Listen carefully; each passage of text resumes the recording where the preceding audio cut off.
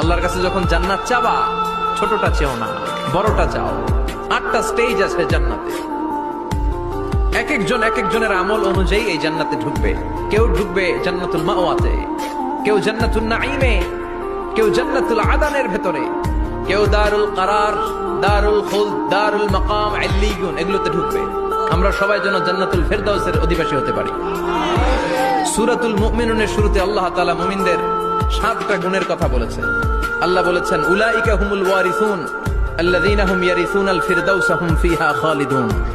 এই 10টা আয়াতের ভেতরে যেই 7টা গুণের কথা আছে, কোন ব্যক্তি, কোন মুমিন বান্দা যদি এই 7টা গুণ নিজের মধ্যে ধারণ করতে পারে, তাহলে বাবা মারা গেলে ছেলে যেমনি বাবার সম্পদের ওয়ারিশ হয়ে যায়, ওই মুমিন বান্দাগুলো জান্নাতুল ফেরদাউসের ওয়ারিশ হয়ে যাবে।